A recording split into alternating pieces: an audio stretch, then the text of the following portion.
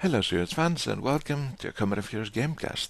I am DaRealRocky, and this will be a cast of yet another beta replay.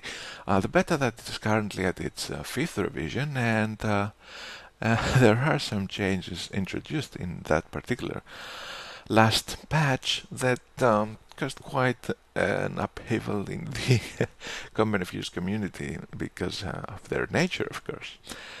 And what I'm talking about is more of the changes in the Wehrmacht Tier 1 that I'll go through quickly here in order for you to get acclimated with what has happened and, to remind myself as well.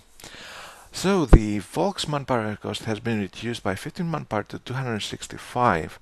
The Volks reinforcement cost modifier has been reduced from 0.4 to 0.5 to 0.1, meaning that the Volks are cheaper to reinforce. The build time has been reduced from 30 seconds to 26 seconds. Skirmish phase now gives the Volks a 25% capture speed bonus. Their accuracy at long range has been increased by almost 10% from 0.35 to 0.38. The mid-range accuracy has been increased from 0.55 to 0.58, and the Wehrmacht quarter has been reduced. The cost of the building, the actual building, has been reduced from 220 to 205. All this coupled with some decreases in the build time and the cost of the HMG, as well as its teardown time, which means the time it needs to pack up and move, may seem a bit overwhelming for the Tier 1 of the Wehrmacht player, and how it compares to a Tier 1 by the respective American player, because there was actually a post on the thread that actually dealt with those patch notes that said that these changes effectively mean that if you are really good with the time that you build your units, meaning that you don't float manpower, you can actually have more units on the field as Wehrmacht than as Americans.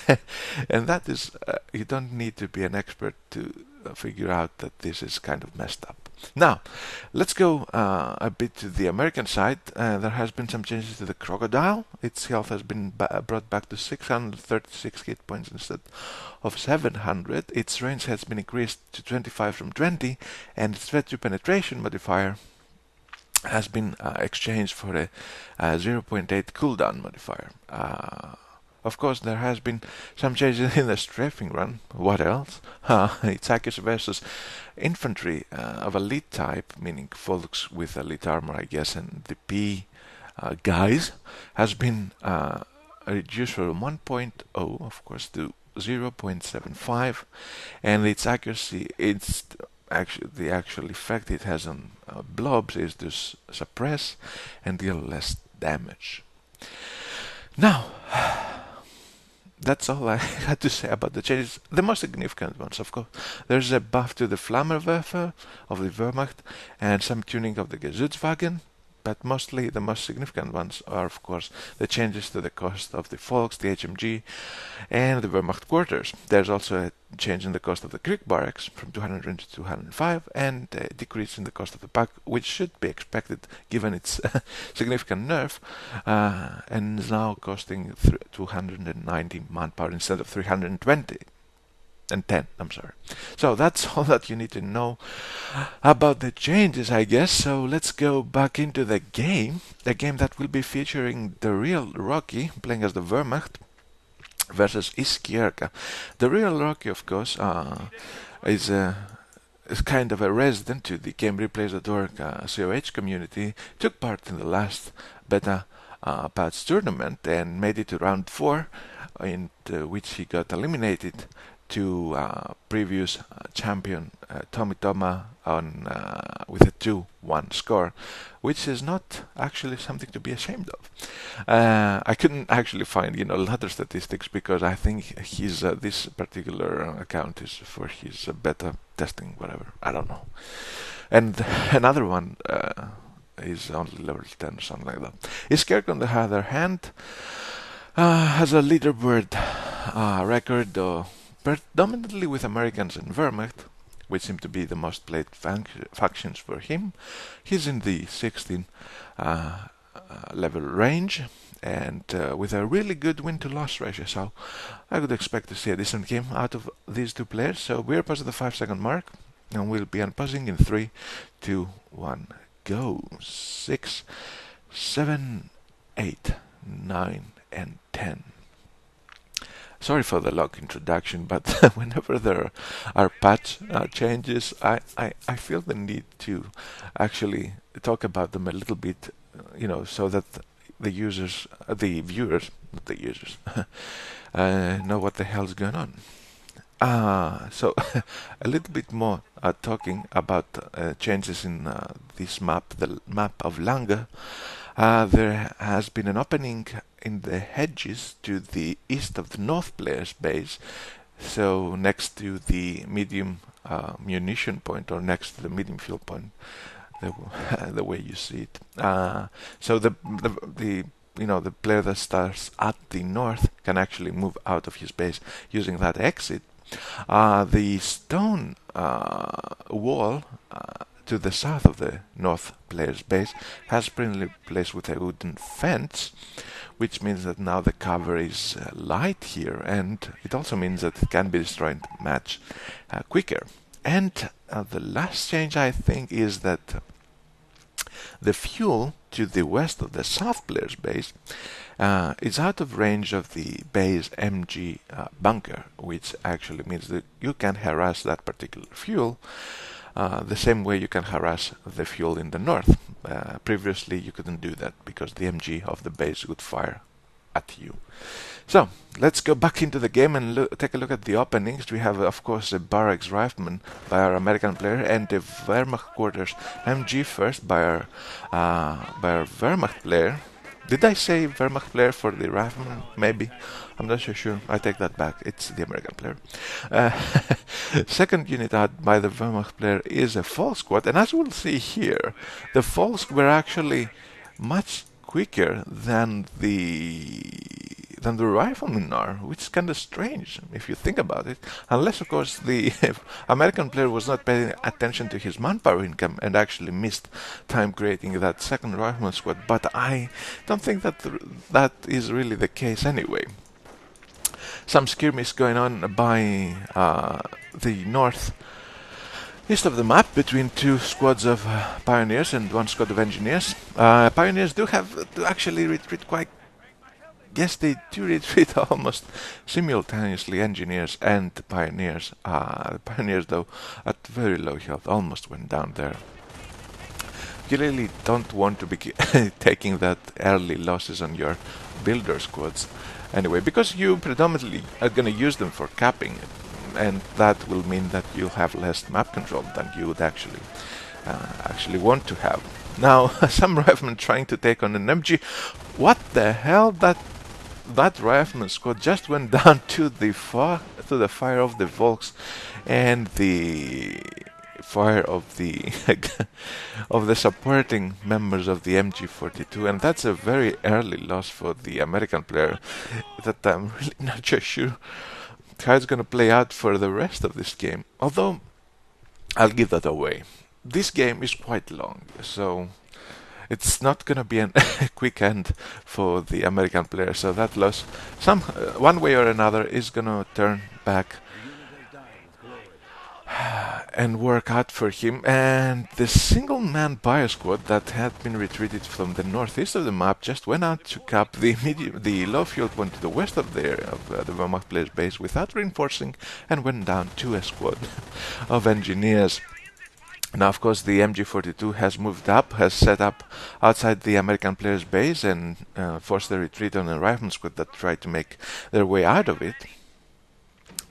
As I said, American player, having already lost one rifleman squad, is now at 2 rifleman squads, and the Wehrmacht player is at 2 full squad, 1 MG42 and 1 Schwimmwagen. There you go. Schwimmwagen, we don't see it actually that often. It does have that Mark target ability, or is it the P player that does that? Oh no, I think it's the Smivmagen. You can actually use it to increase the accuracy against the unit that you used it on, and there has been some changes in that ability as well. Its cooldown mostly has been increased so that it's now less spammable, someone would say. Pioneers once again in danger of going down to the west of the Wehrmacht player's base to that squad of riflemen, and yes they do. So I would say losses from either side for this opening minutes of the game. The American player having lost one full squad of riflemen, and the Wehrmacht player having lost two squads of pioneers. That's really no good. Not a good start for either of those players. But still, let's take a look at the Wehrmacht player wiring off that newly introduced opening in the hedge in the north, and planting a mine there and leaving an opening, trying to lure people into actually walking through the mine. Now an MG42 that was just built as the 5th unit out of the Wehrmacht quarters is not able to set up quite quickly and has to retreat in the face of the riflemen flanking it. And this is a really weird setup for the way the actual map control has turned out. Although you could argue that it's pretty, split in between the Wehrmacht and the American control. The American has most of the west portion of the map, and the Wehrmacht player controls most of the east. So, although there are two rifleman squads in the area of the Wehrmacht player, and no Wehrmacht squads in the area of the American player. So, there you go. And those two rifleman squads may prove invaluable to not only in harassing the Wehrmacht territory, but also in future flanks. Now the Smivmagen has been repaired and is back in action. Opens fire on those riflemen that will shortly meet the MG42. There's no attempt by the Smivmagen to stop their advance. However, the riflemen suddenly stop, and they take fire from the MG42. Although they seem to be out of the arc of fire for now, they will eventually have to retreat. A squad of flame engineers has taken cover in the wooden barn, whatever that building is, and open fires on some folks that have to, of course, retreat, as well as the MG42 that was lurking nearby, because it is in danger of going down to the fire of those flame engineers, as well as the flanking riflemen.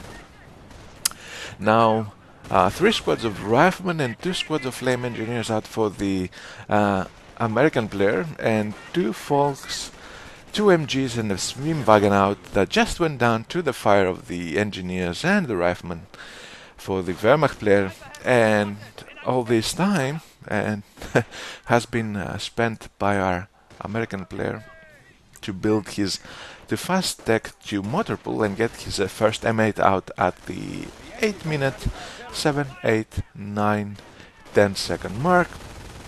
That M8 has currently no counter on the field except for mines and Panzerfausts, and that actually may prove deadly for the Wehrmacht player, because he doesn't even have his Krieg barracks up, and that's something that you really don't want to happen when there is an M8 on the field. An M8 that has been upgraded, of course, with the armored skirts, and will be probably getting the gunner as well, although the 2 flamer squads on those engineers meant an investment of 100 munitions on them. But still, even without an MG gunner, M8 is still gonna be a pain in the ass to deal with. And now it's actually hunting for the Wehrmacht sniper, that was actually the 6th unit out of the Wehrmacht quarters, and it actually kills the sniper on the retreat after having previously helped in decrewing an MG42 by the Wehrmacht player, and that M8 is a driving menace around the field of Langres. Now,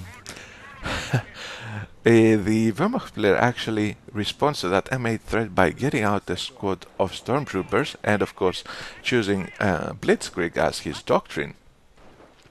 He actually thinks that building a Kriegsbarracks will take time, and building a pack will take even more time. And given that even the fact that now the pack fires only one shot from cloak, and it cannot actually kill the M8 on its own, he thinks, of course, that those stormtroopers will actually be a better investment, but let's see how it turns out. Those stormtroopers have not yet been upgraded with any weapon. They're just hanging out there fighting off flame engineers, but the M8 will just keep shooting on them, and so will the nearby riflemen.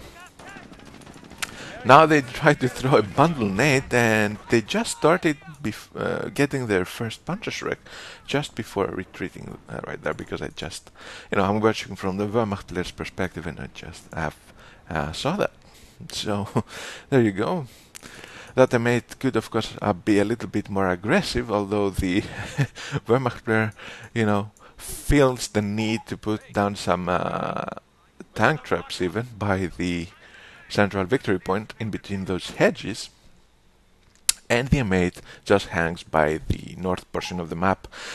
He probably fears mines more than stormtroopers at this point, but I think it paid for itself pretty good there. I mean, he killed the sniper, he decreed that MG42 that still lies there in the field, not recruited by any player. Actually, DaRealRocky has placed the... No, it's not DaRealRocky, it's the American player that placed the mine near the MG42, and that was awesome to see. The mine hitting, of course, the stormtroopers that took the bulk of the of the blast, and had to retreat at very low health and only at 2 members. Quickly and efficiently. Now, eventually 4 rifleman squads on the field, mine being hit by the riflemen in the west medium fuel point. A devastating mine for them, now down to 2 members and really low health. M8 once again making an appearance. It does have the gunner upgrade as well now, so it will drive off that MG42 with no trouble. And the American riflemen will keep, of course, capping back the eastmost portion of the map and keep harassing the Wehrmacht player. Still one Panzerfaust, I'm sorry, for the stormtroopers, and the Wehrmacht player, realizing that those stormtroopers may not be enough to take out the M8, he even gets a Krieg barracks up. And I'm guessing he's gonna get a pack out of it, unless he wants to go for some mortar play and deal even more of a manpower drain on the American player. I'm not so sure. Nope, he's getting a pack, so my question answers quite quickly there. No dry sender, by the way, up for our American player, and no supply yard upgrades, although his riflemen have got the bar upgrade. So his plan was, I'm getting a fast M8 as a shock unit. I tried to, to make it work, to have as much of an impact on the field as I can, and after I use my M8 to drive off, the Wehrmacht force, I guessed the bars, which is a pretty good plan, actually. An 80 gun now out by our American player, kind of a precautionary measure against a possible, I would say, Puma, or even... He's fearing tier 3 play because of the storms, I guess. Oh, so he gets a pack in case some Stugs come on the field, maybe. I'm not so sure.